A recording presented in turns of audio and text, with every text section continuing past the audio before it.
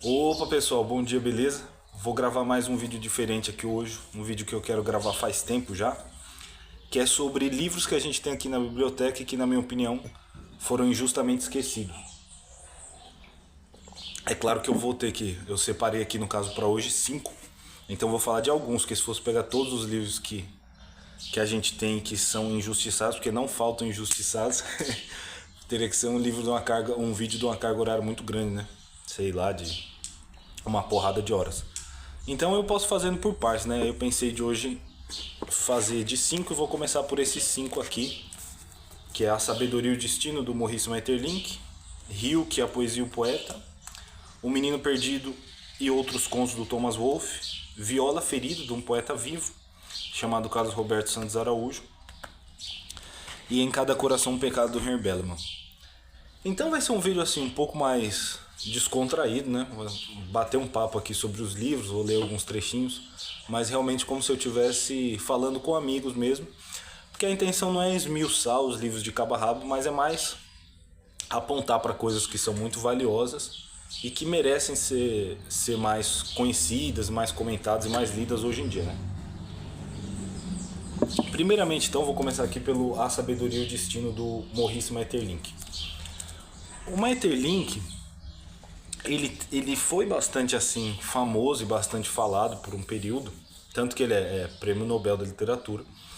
Acho que ele até na primeira metade do século XX ele era um autor bastante reconhecido. Exerceu alguma influência sobre autores importantíssimos, como o próprio Rilke, que no meu entender, para o meu gosto, é o maior poeta lírico, né, que a humanidade já teve. Então, assim, realmente ele foi um cara bastante influente, mas depois de um tempo a coisa meio que se perdeu, né? Hoje é raríssimo você ver alguém evocar o Maurice Maeterlinck, pelo menos aqui no Brasil, não acontece. E nesse livro aqui, que foi traduzido pelo Monteiro Lobato, então a gente pode ter a certeza de uma boa tradução, porque foi traduzido por um escritor de muito talento também. Ele está então, como diz o título, contrapondo o destino. O que seria o destino? Certas coisas determinadas e inescapáveis, né, que estão presentes na vida de todo homem. Por exemplo, morte, o tempo, os nossos instintos, né, que a gente já vem também cheio de defeitos e vícios. A gente pode até pensar na queda original nesse aspecto, embora ele não vá muito por essa linha. A dor, a certa brutalidade que tem nas vidas, né? Toda vida vai experimentar um pouco de dor. Então todas aquelas coisas, aquelas forças assim que pressionam um homem, né? Vamos se dizer. E do outro lado tem a sabedoria, que é uma força interior que faz o homem tomar uma posse maior da sua vida, justamente mantendo uma relação mais livre e mais luminosa perante essas forças. E aí, enquanto ele vai discutindo isso, ele fala coisas assim belíssimas sobre amor, morte, sobre a beleza da vida, sobre o mistério da existência, realmente sobre uma quantia grande de coisas.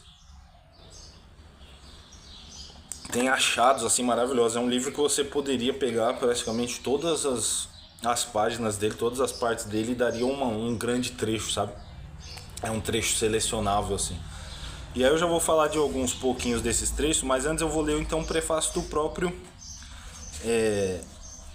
Monteiro Lobato, que vai explicar muita coisa. O Monteiro Lobato vai por essa linha de que o Maeterlinck é o poeta do indizível, né? Que ele capta coisas que são muito difíceis da gente verbalizar, mas ele consegue captar e consegue expressá-las ainda. Quem também o considera assim, considera o Maeterlinck por essa via, é o Ortega, né? O filósofo maior. Já li um ensaio do Ortega sobre o Maeterlinck também. Então você vê que grandes homens tinham muita estima por ele. E realmente ele tem uma capacidade assim de fazer alguns comentários sobre o mistério, sobre a profundidade da alma, que são maravilhosos. Então eu vou ler aqui E tem outro livro também, esse eu não tenho fisicamente, infelizmente, mas que é muito bom, do Maeterlinck, é no nível desse, que chamou O Tesouro dos Humildes. É uma maravilha impressionante, né? Então vamos lá para o prefácio do Monteiro Lobato. O Poeta do Indizível. Os fisiógrafos dividem a camada da atmosfera que envolve nosso planeta em atmosfera e estratosfera. A primeira é perceptível por todos os seres vivos, a segunda é adivinhada apenas pelos sábios. Igual divisão observamos na camada do pensamento, em que todos nós vivemos, como vivem os peixes na água. E há uma estratosfera mental, psíquica e metapsíquica, de que todos os seres comparticipam inconscientemente, mas só algumas criaturas eleitas pressentem, sentem ou mesmo sabem. É a zona por momentos atingida por certos poetas místicos, ou vates, vaticinadores, por certos filósofos quase incompreensíveis pelo vulgo, pelos santos em êxtase, pelas criaturas sujeitas a certos estados de que a ciência chama alucinação. Vocês podem ouvir um barulho aí algumas vezes, é o cachorrinho aqui, né? Tem dois cachorros aqui, né? Tem um pastor alemão grandão e tem um pequenininho amarelinho, que o nome dele é inclusive Hilke, né? Pois bem, Maurice Maeterlinck pertence ao grupo dos seres que transcendem, que passam além, que mergulham e têm visões ou intuições na estratosfera de nosso mundo mental. E traduz essas visões e intuições, ora sob forma poética, ora sob forma filosófica. A Sabedoria e o Destino é uma das obras menos características dessa feição desse grande, desse grande receptor, desse grande captador. Porque muito mais que um poeta ou filósofo do tipo comum, Maeterlinck funciona como um aparelho de altíssima sensibilidade na captação do indizível. Como em O Tesouro dos Humildes, que é o livro que eu acabei de mencionar, ao estudar Novalis, Ruysbroeck e outros. Dizer o indizível, estranha missão de certos homens, vêm ao mundo predestinados a esclarecer-nos sobre os 1000 mistérios de que a ciência positiva não cura ou nega. Mas para essas tentativas de esclarecimento eles têm que usar palavras, o grosseiro vocabulário que os homens foram constituindo para a simbolização das coisas materiais cá deste mundo. Tem que usar palavras grosseiras e materialíssimas, mas de um modo que de sua associação resulte um eco. O poeta faz muito isso, né? Ele usa as palavras e palavras que são usadas muitas vezes de um modo grosseiro, mas por uma certa combinação estranha de sons e de sentido e de imagem, eles geram esse eco que diz respeito ao nosso eu profundo. Uma significação em entrelinhas, e é claro, quanto melhor o poeta for, mais ele vai fazer isso. E o Maeterlinck, como é um escritor de muita qualidade, resulte um eco, uma significação em entrelinhas, uma verdadeira música do pensamento. E o leitor, se não é impermeavelmente materialão, ó que coisa, materialão, vai sentindo vagamente o que o poeta filósofo procura dizer. Os amigos da clareza meridiana afastam e condenam estes órgãos da captação mental como incompreensíveis e obscuros. Isso acontece muito realmente. Tem muita gente que quer sempre uma clareza solar, tudo muito explicado, muito evidente, né? E a pessoa acaba o que é bom que existam autores muito claros, mas assim, eu acho que é ruim à medida que a pessoa deixa de apreciar autores tão bons, que são um pouco mais obscuros, ou então que eles até são claros na expressão, mas que falam de coisas mais sutis, né?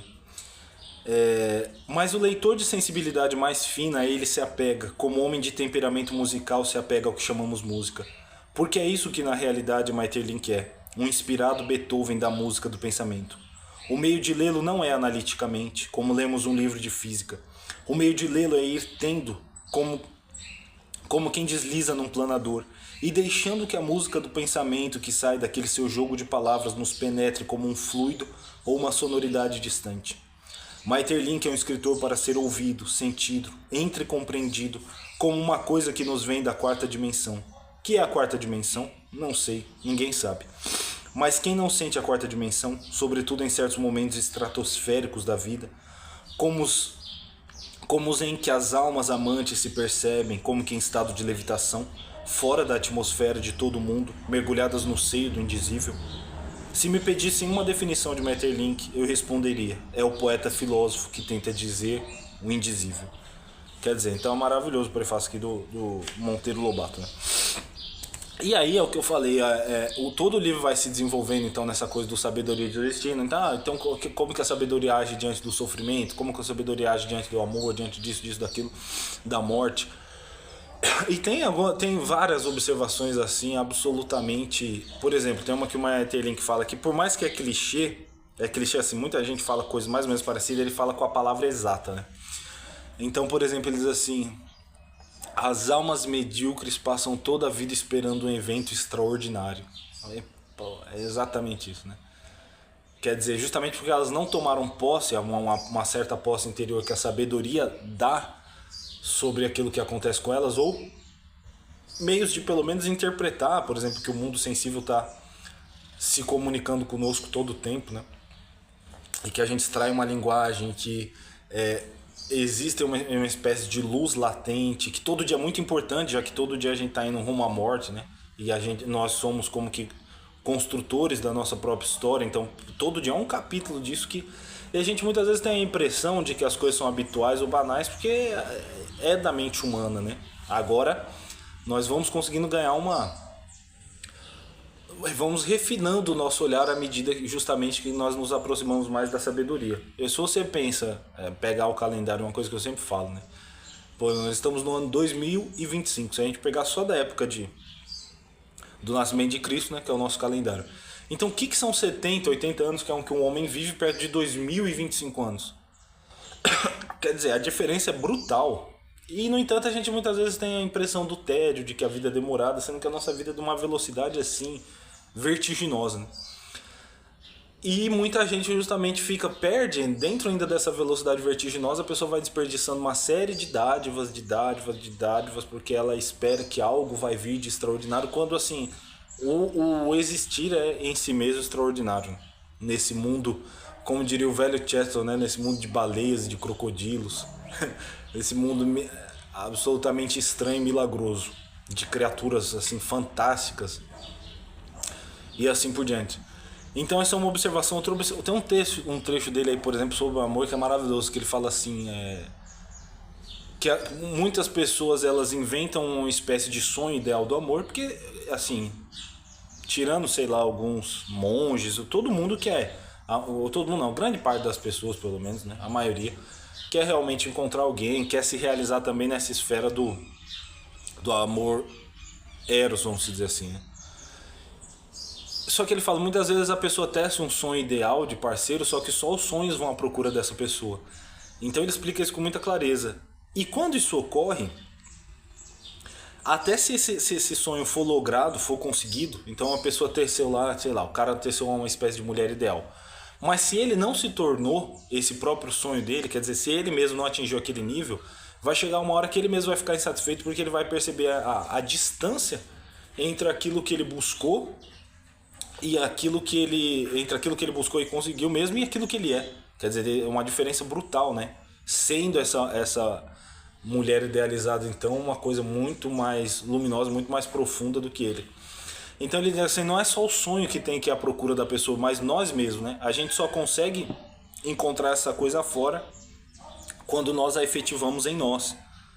Então primeiro você deve se tornar... Aí ele fala, como é que você é infiel e você procura uma alma fiel? Você é frívolo e você procura uma alma profunda? Você é isso e procura uma outra coisa? Então esse ideal, ele primeiro tem que ser realizado na solidão para depois poder ser compartilhado com outra pessoa. E aí ele analisa aqui, por exemplo, a personagem Antígona, ele analisa Sócrates, que são figuras assim que realmente conseguiram, partindo da sabedoria de uma força interior, se sobressaírem a essas forças brutais e incoercíveis do destino, até certo ponto incoercíveis do destino. Então é um livro cheio de observações maravilhosas. Vou dar um exemplo de outra observação muito boa, né? A gente que vive numa época muito pragmática, ele fala assim, ó, aqui, ó, logo no comecinho do livro. É justamente graças a uns tantos homens na aparência inúteis. A gente pode pensar nos poetas, nos filósofos, nele mesmo que escreveu isso aqui. Inútil por quê? Porque não dá dinheiro, porque não é uma coisa assim tão nitidamente relacionada à vida prática, né? É justamente graças a uns tantos homens na aparência inúteis que sempre haverá um certo número de homens incontestavelmente úteis.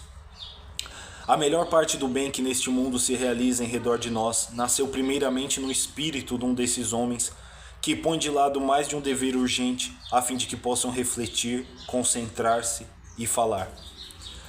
Isso o Emerson também, que é outro cara que é injustamente esquecido, ele fala muito, né? A gente criou uma época em que a gente louva as instituições, né? Sei lá, democracia, ou louva isso, aquilo outro, e a gente não entende que isso tudo alguém pensou nisso. Ou aquela coisa que o Olavo lembrava muito, que é verdadeiríssima, né? A vida dos vivos é governada por filósofos mortos. Então muitas vezes o pessoal se depara com certas coisas na realidade que para eles são respeitáveis e louváveis, ou que e até mesmo algumas coisas com as quais eles contam, mas sem perceber a raiz dessas coisas. Que isso aí primeiro estava na cabeça de alguém de um filósofo, de alguém que é inútil, né? Eu vejo mesmo que nesse campo da política, muitas vezes o pessoal discute a política do dia e não se interessa, por exemplo, por a filosofia, pela ciência política, que acaba embasando todas essas coisas, né? Então, assim, o papel desses homens inúteis, entre aspas, inúteis, no próprio funcionamento das coisas é crucial, e é muito mais crucial do que o raio de ação, o raio a força da influência dos homens mais práticos e mais imediatos, né? É aquela velha coisa que tem no Feijão e o Sonho, de que a gente sempre lembra, né? Que tá lá a mulher do cara cobrando. Se bem que ali no livro é preciso dizer, eu acho que os dois passam muito do ponto, porque o cara também fica muito viajando, né? O Juca. E a esposa dele é terra e carne, eu aqui agora, e fica nessa contraposição, porque ele é um professor. É o livro do Orígenes Lessa, né? Muito bom. Ele é um professor e poeta, e tem todo esse interesse pelas letras, essa coisa toda, e a mulher fica, não, mas nossos filhos, e realmente ele é meio louco, porque aí ele passa do ponto, né? Porque a família dele tem uma hora que tá num aperto financeiro, ele pega uma peça lá que ele tem em casa, vai vender, quer dizer, ele consegue um dinheiro, recebe um dinheiro como professor, se eu não estou enganado, é a situação, e aí ele vai e compra uma peça assim de arte, uma pequena escultura, alguma coisa assim, porque ele achou bonito, quer dizer, com os filhos assim, a família toda fodida, ele tá gastando. Aí realmente faltou ali uma ordem de ver o que era mais urgente dentro daquela situação, né?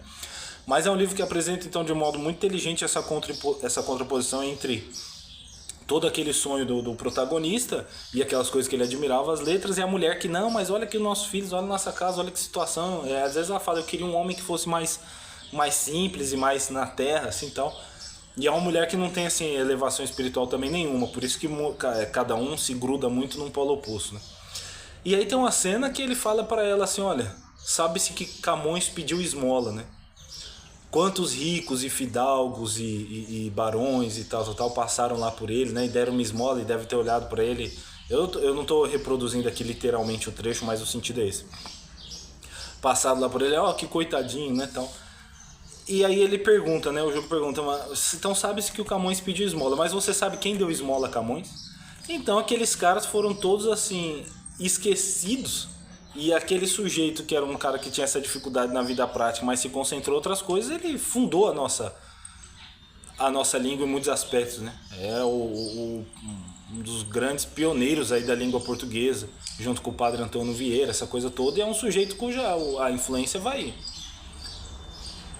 provavelmente perdurar até o fim dos tempos. Então é isso que o Maeterlinck está falando. Muitas vezes esses caras inúteis, eles têm uma responsabilidade, uma influência enorme sobre as pessoas úteis, né? Então quando o sujeito... você pensa...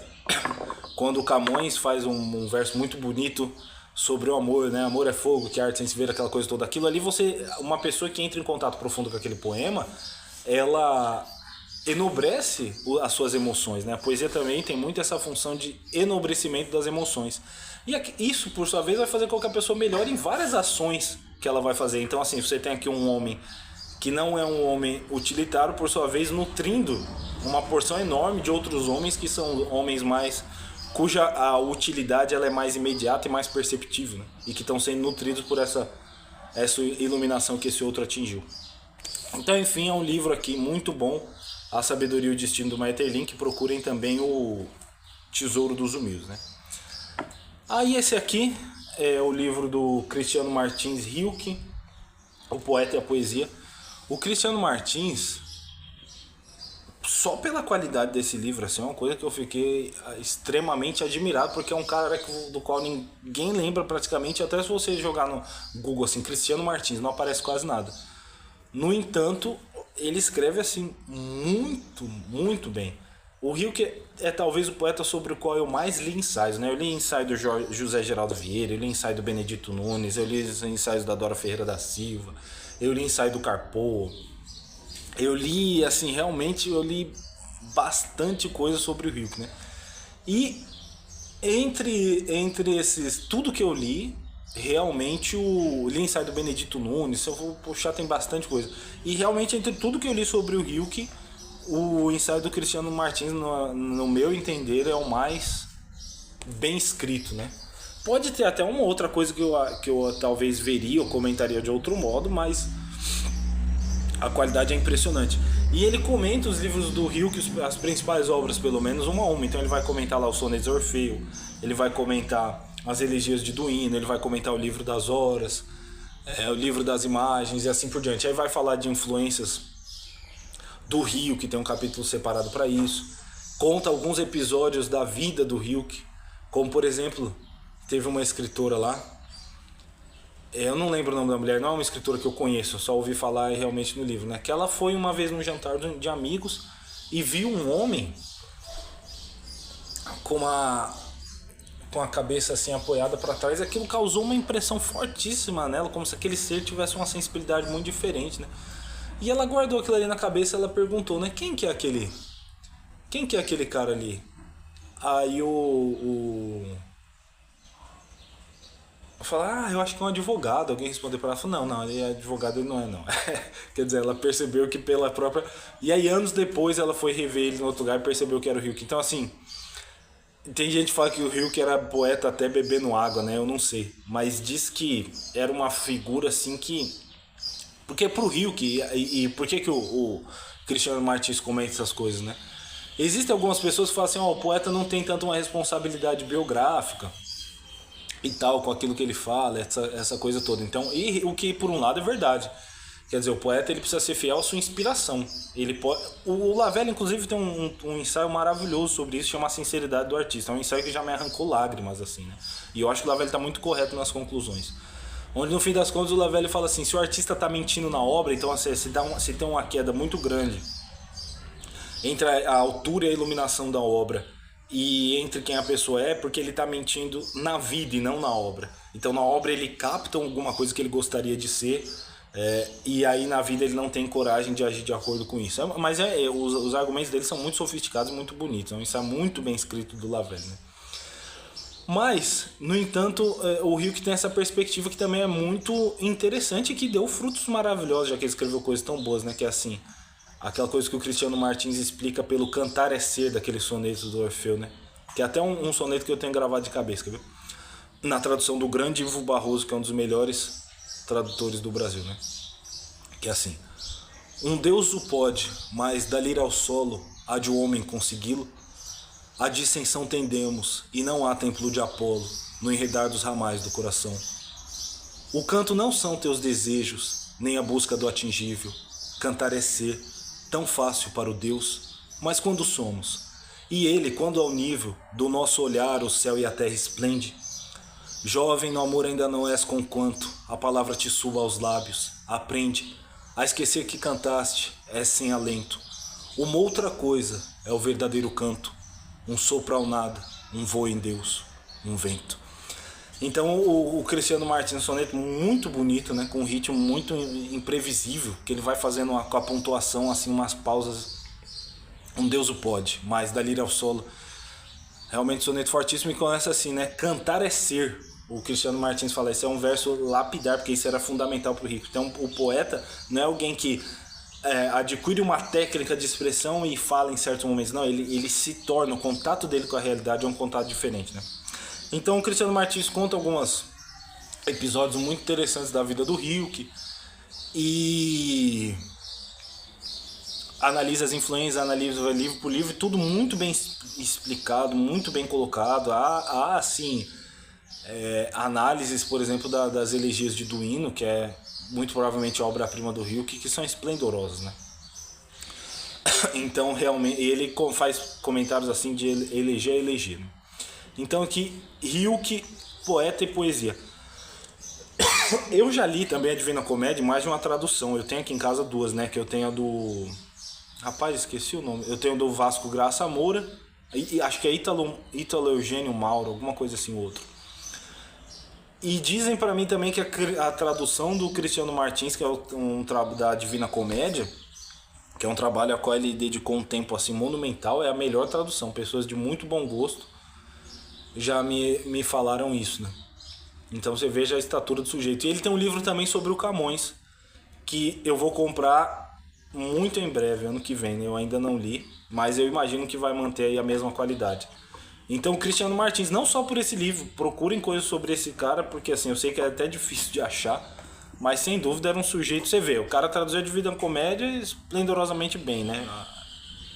Eu confio nas pessoas que fizeram essa análise e que me disseram. Além disso, escreveu livros de ensaio sobre o Rilke Camões, então você vê que o cara estava atido à altura, né? Aí aqui temos o Menino Perdido e outros contos do grande Thomas Wolfe, que é também um autor que fez um sucesso assim incrível quando surgiu e depois foi esquecido, né? Eu tomei contato com o Thomas Wolfe, eu já ouvi esse nome, né? Thomas Wolfe, Thomas Wolfe. E aí, mas assim, beleza. Já via que ele tinha influenciado o Kerouac, que é um escritor que tem alguns vícios, alguns problemas graves, mas também assim tem momentos muito interessantes. O Jack Kerouac eu gosto, sim. Eu acho que o On the Road, que é aquele na estrada, ficou um pouco repetitivo, poderia ser um livro mais enxuto e tal, mas tem cenas ali muito bonitas, né? Eu sei que ele gostava muito do Thomas Wolfe, então eu ouvia falar do Thomas Wolfe aqui ali, mas eu vi, pô, esse nome tá me procurando, né?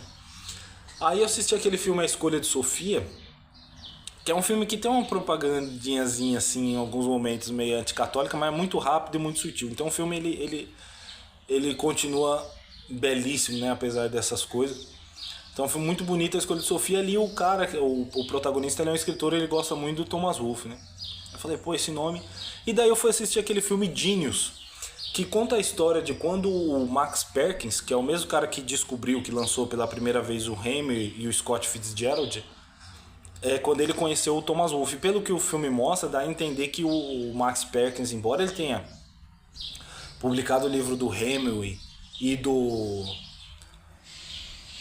Fitzgerald, que são dois escritores assim grandiosos e que cuja a memória sobreviveu mais fortemente do que o Thomas Wolfe, né? O pessoal lembra muito mais do Hemingway e do Fitzgerald do que do Thomas Wolfe, mas dá a impressão que o Thomas Wolfe, pelo menos pela visão do filme, era realmente assim a menina dos olhos do Max Perkins, do editor, né? E aí o filme é sobre a relação entre eles, é muito, muito interessante. Tem cenas assim, quem está interpretando ali o Thomas Wolfe é o Jude Law, interpretando muito bem, inclusive. Então tem cenas assim memoráveis, né? Por exemplo, tem uma cena onde está na época da Grande Depressão, e aí o Thomas Wolfe, vou falar tal como eu lembro, tá? E aí o Thomas Wolfe fala assim: pô, eu vejo as pessoas com fome, com frio na rua. Ele fala, pô, pra que servem minhas palavras bonitas no meio disso, né? Ele tem uma espécie de crise ali. Ele fala, pô, tá, beleza, tô escrevendo aqui, mas tem gente morrendo de fome. Como disse o velho Lavelle, né? Que ele fala, o debate entre o positivismo e espiritualismo, um parênteses aqui, ele sempre vai perdurar, ele é perene porque ele está no coração de cada homem. Então todo homem oscila entre uma crença no poder espiritual e na liberdade e o solo duro e árido do real, né? Aquilo que a gente pode ver e tocar. Então é mais ou menos essa crise aí, esse conflito que o Lavelle fala que todo homem tem, ele acontece ali dentro do Thomas Wolfe em certo momento. E aí eles vão para uma varanda, assim, o sol tá se pondo, e o Max Perkins fala uma coisa, o editor fala uma coisa belíssima para ele, né? Que diz assim, nos tempos remotos, né, os nossos ancestrais, quando a noite ficava escura e não tinha luz, eles acendiam uma fogueira e uma pessoa contava histórias ao redor do fogo, né? Aquilo fazia com que eles mantivessem seus corações aquecidos e afastava aquele terror da noite, né? Quer dizer, basicamente é isso, mas falado de um jeito muito mais bonito e mais engenhoso, mas a essência é essa. Então quer dizer assim, no momento de grande escuridão e de treva, alguém que traz esse alimento espiritual é alguém que dissipa, de certo modo, diminui o nosso medo do escuro e faz a gente crer mais no poder do homem, no poder da interioridade. E realmente a gente tem exemplos assim de sujeitos cuja a vida material e se tornou assim extremamente drástica e a força espiritual mais se expandiu, né? Um exemplo disso é o filme, por exemplo, Uma Vida Oculta do Terence Malick, que conta a história real do beato Franz Jägerstätter. Então é isso. Então aí eu fui vendo, pô, Thomas Wolfe, eu via falar dele direto, achei esse filme maravilhoso. É até curioso que é um filme que tem a nota 6 e pouco aí no IMDb, mas é um filme assim muito bom. E depois que eu assisti esse filme, daí eu fui atrás, né, comecei a... E aí eu achei, foi um dos livros que eu achei, foi esse aqui. E esse conto, O Menino Perdido, é um dos melhores contos que eu já li na minha vida, porque o Thomas Wolfe é um conto semi-autobiográfico, porque o Menino Perdido é um irmão dele que morreu na vida real, ele morreu ainda criança, né? E ele vai passando de uma cena do irmão para uma cena da... E ele vai repetindo certas coisas, só que aí que o pessoal não entende, né? Hoje em dia tem muito uma moda de que assim, o escritor tem que ser conciso, direto e ir direto ao ponto e não florear. É bom que existam escritores assim. O Hemingway, por exemplo, ele é o anti-Thomas Wolfe. Porque o Hemingway, assim, ele fala o mínimo possível e ele usa aquela técnica que o pessoal chama de ponta do iceberg, né? Que ele mostra um pouquinho do iceberg e o leitor imagina o resto. E ele é muito conciso, curto, não usa muito adjetivos, não, né, tal. E já o Thomas Wolfe, ele desencadeia adjetivos um atrás do outro.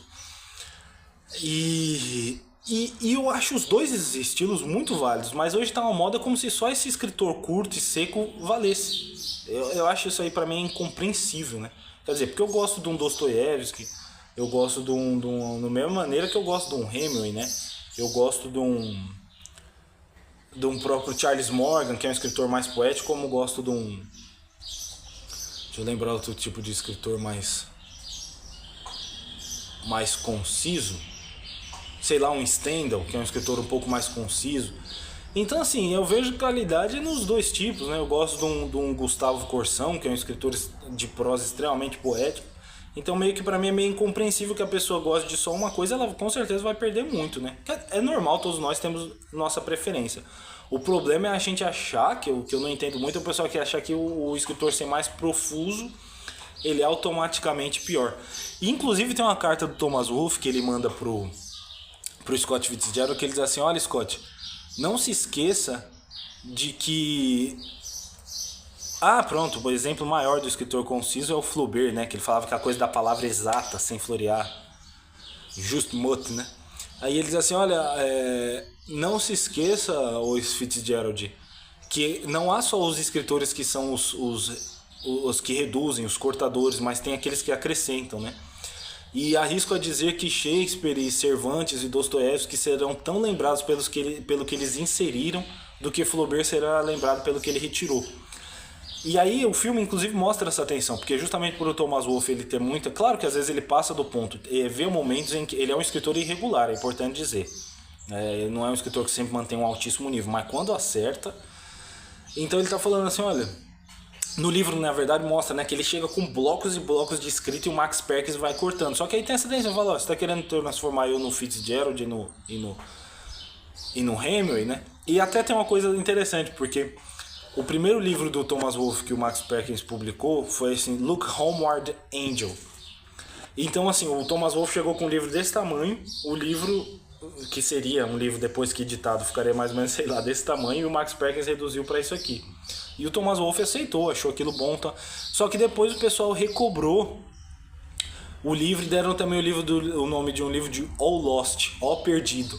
Foi um nome muito engenhoso, porque tem o Perdido, que é o que foi retirado daquela obra que foi publicada, e também porque o Thomas Wolfe fala do perdido, ó perdido, e pelo vento fustigado, fantasma, que ele está falando sobre coisas que vão embora, né? E eu tô dando toda essa volta para falar assim, o que é a característica desse conto O Menino Perdido?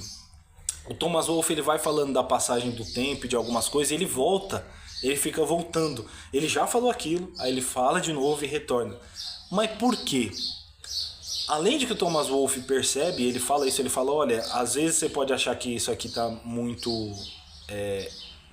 inútil do ponto de vista semântico, mas cada som importa na escrita. Então pode ter um efeito sonoro. No filme ele discute isso com o Max Perkins, né? Inclusive tem uma cena que o Max Perkins corta, que a cena original é muito mais bonita, né? É ele descrevendo sobre um cara que subitamente se apaixonou por uma mulher. O Thomas Wolfe fala assim, e o coração dele quebrou tão silenciosamente que ninguém na sala percebeu nenhum ruído, né? Mas era uma cena assim, grande, muito bem escrita. Eu não sei se eu já gravei ela pro canal, se eu não gravei, eu vou gravar a qualquer hora. E chegou lá no coisa e falou, e ele viu ela e se apaixonou, tipo assim, reduziu pra caramba o negócio, né? Então assim, eu acho que o Max Perkins fez um trabalho muito importante, não só de revelar o Thomas Wolfe, vamos dizer, mas de fazer alguns cortes, mas também, com certeza, mutilou partes que eram belas, né?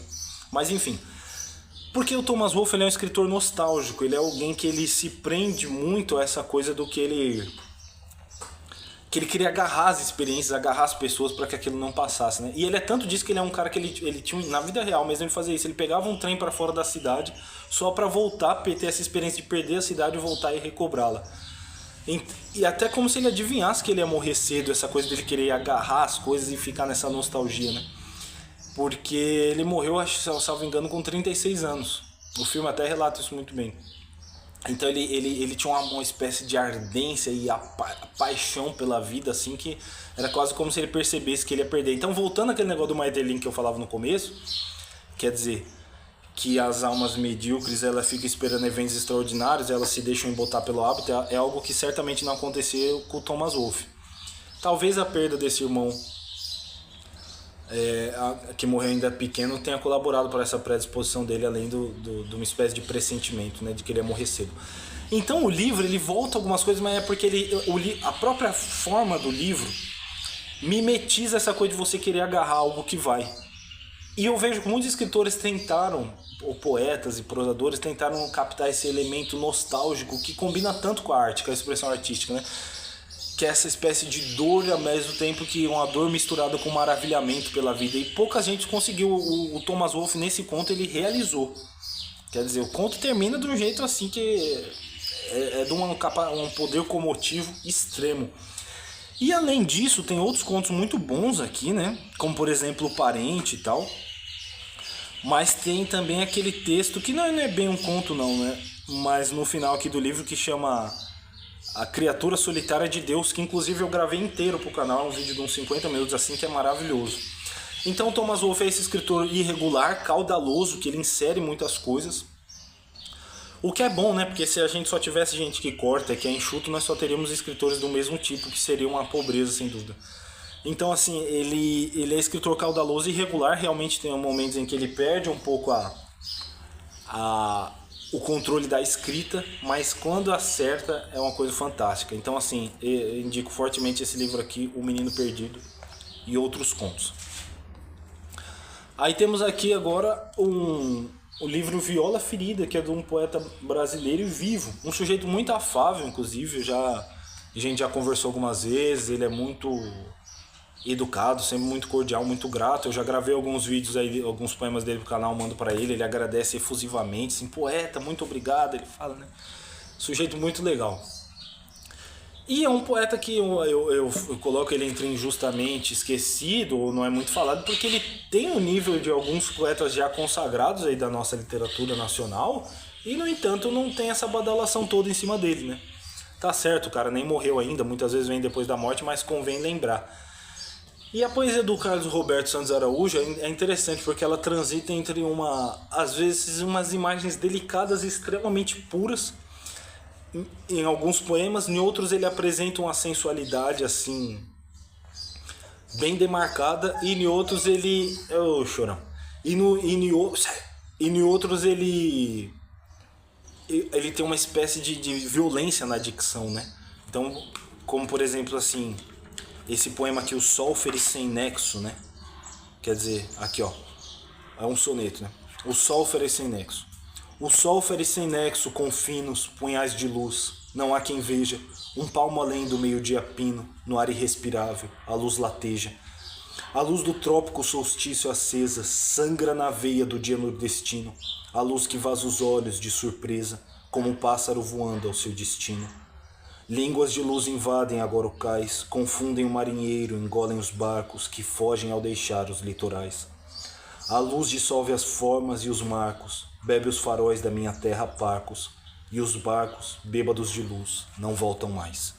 Então você vê, o sol fere sem nexo com finos punhais de luz. Então eles têm essa, ao mesmo tempo que ele tem essa dicção agressiva, e tem alguns poemas com certo erotismo, uma certa sensualidade, ele tem, por exemplo, esse aqui, ó. Escuta o canto do pássaro, vê como sabe romper as malhas do silêncio e lançar-se arco-íris no ar luminoso da manhã. Quer dizer, brilhante, né? O canto soando como arco-íris. Se estiveres atento, verás que este arco sonoro te alcança, acaricia os teus ouvidos, suaviza o ritmo do teu coração. Repara que o silêncio é a pausa branca, onde o pássaro escreve a música da sua garganta. Se estiveres atento, verás que a página virgem acha-se agora pródiga de imagens, que o gorjeio do pássaro acrescenta a música da infância, os olhos da inocência, a descoberta do amor. Então é um poeta tecnicamente bom, ele tem uma noção muito boa do ritmo, tem uma noção de imagens, e é uma poesia de uma beleza assim... Não vou dizer arte pela arte, mas é de uma... Você vê que ele não é um poeta da ideia, ele não quer te passar uma mensagem, que é muito bom por um lado, né? E aí vai falar assim, mas tá, ele não tá passando tantas ideias, então ele não vai nos enriquecer. Não, pelo contrário. Porque à medida que esse cara pega coisas simples, como por exemplo o canto dos pássaros, acho que praticamente toda pessoa ouve um pássaro, mesmo na cidade grande, tem isso muitas vezes, né? Com a frequência menor. Mas mesmo a pessoa que mora na cidade grande, eventualmente ela ouve um pássaro cantando, essa coisa toda pela manhã, né? Então ele tá afinando o nosso contato com o real, não pela via do pensamento, mas pela via da... Como se nós tivéssemos mais... Eu tenho um soneto, inclusive, que é assim, né? Que eu falo que a arte, ela deu poros para que eu sentisse o real por mais ângulos, né? Eu chamo, na verdade, assim... Eu chamo a poesia de doadora de órgãos invisíveis. A gente fala muito em doador de órgãos, né? Aí a poesia, ela doa órgãos que a gente não vê. Então ela refina todo o nosso contato com a realidade, o que nos desperta um senso de gratidão maior, um senso de percepção maior da beleza. E aí aquela coisa de Santo Agostinho, interroga a beleza. Você está percebendo mais a beleza, que é que um tipo de poeta desse faz conosco. Disso você naturalmente vai chegar numa coisa maior. Então, no fim das contas, se um cara realmente lograr a beleza com muita qualidade, ele não vai ser não será uma beleza inútil, vã, de forma alguma, né? Então é um poeta de 70 e poucos anos de qualidade e que merece ser mais prestigiado, né? Aqui há vários poemas de... E também aqueles que usam Face, o Carlos Roberto Santos Araújo, ele também publica vários poemas lá no Face dele, né? Por fim, esse romance aqui que eu coloco numa lista de uns 30 melhores romances que eu já li, certamente, que chama Em Cada Coração um Pecado. Foi como traduziram, mas o título original era King's Row, né? Do Harry Bellamy, que é um escritor do qual ninguém fala, e para ser sincero, eu não conheço outro livro dele além desse. E o que acontece aqui, né, com esse livro? Eu vou falar alguns elementos dele assim. É um livro que se passa numa cidade interiorana, o que eu já gosto muito, porque eu morei em cidade interior e cidade metrópole. Quando uma história ela se passa no interior e ela é bem feita, você vê onde que o lugar onde muitas pessoas consideram pacato, onde se considera que não acontece nada, né? Eu lembro que eu saí de São Paulo para morar em São Roque, eu achava São Roque assim maravilhoso, né? Uma cidade maravilhosa perto de São Paulo, que era onde eu morava antes, e eu via as pessoas, aqui não acontece nada, aqui é muito chato. Justamente a coisa da alma medíocre esperando os eventos extraordinários que a gente falava no início, né? E quando um autor ele consegue captar os dramas que tem num lugarzinho pequeno, numa cidade interior, assim, então você percebe quanto aquela coisa é abissal, apesar daquela experiência, aquela aparência de mesmice, de embotamento pelo hábito, essa coisa toda. Então você vê, tudo é muito sério, porque isso, eu divido muito as obras entre verticais e horizontais. O que eu quero dizer com isso? Vertical é quando a obra fala da intimidade do homem, de tudo que está em jogo na construção de uma alma. É uma obra que pega explora os personagens por dentro, né? E tem aquela obra vertical, que são mais dos ridículos sociais, de certos eventos históricos e tal. E tem escritores que conseguem juntar os dois, como Dostoiévski. É uma obra esplendidamente vertical e esplendidamente horizontal, né? Você aprende muito sobre a sociedade russa, você aprende muito sobre muitas coisas lendo Dostoiévski, mas também ele vai lá no abismo da... Vem aqui. Ó, pra vocês verem aqui, ó a fera aqui. Ô, boba. Não vai derrubar, não derruba o celular, hein? Eita, não apareceu não, mas o cachorro grande, velho. Foi atiçar a pior coisa que eu fiz. Mas enfim, Que o Dostoiévski, então, é esplendidamente... Tá bom, ele não veio aqui, não quis vir aqui, sai fora. Então, assim... Olha lá. Oh. Sai, Fernando. Olha lá. Aí esse é o Rilke, né? E Rilke, o poeta, e aquele é o Ajax, o pastor, né? Então, assim... Voltando, né? O Dostoiévski é plenamente vertical e plenamente horizontal. Então ele alcança as duas coisas. E esse é um romance vertical, sem dúvida. E é muito interessante a contraposição das personagens. Porque assim, tem o Paris, que é o protagonista, que é um moleque assim, que ele tem uma certa vida interior profunda, mas ao mesmo tempo ele tem uma aptidão para conhecimentos técnicos, né? Tanto que ele vai para a área de medicina. E daí tem um padre que é um personagem interessante, porque ele não aparece... a presença dele no livro, em termos assim, de espaço narrativo, não é tão grande. Mas ele aparece nos momentos-chave, na entrada do livro, no final do livro. E sempre com reflexões muito... É o Padre Donovan, né? Com reflexões muito profundas, assim. Como, por exemplo, tem uma que ele está pensando nos fios invisíveis que ligam as vidas, né?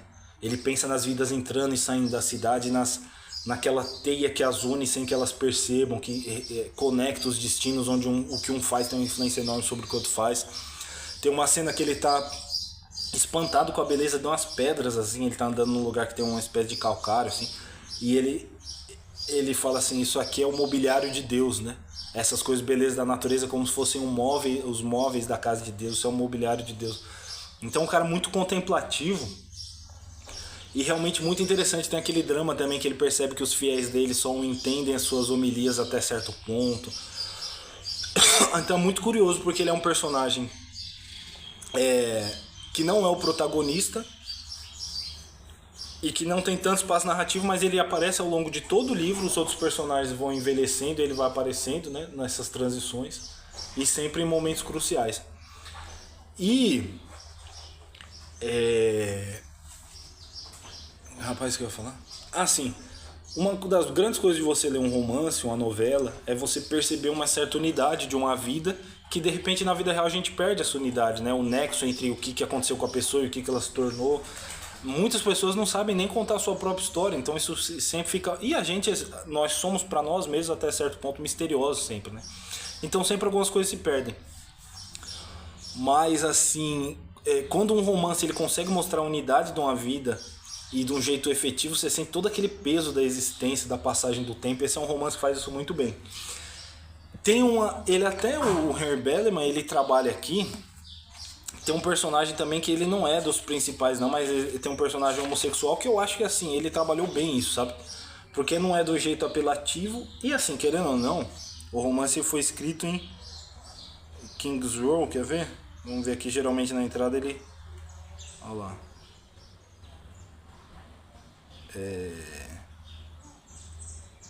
Ele morreu em 45. Pô, não fala a data, infelizmente.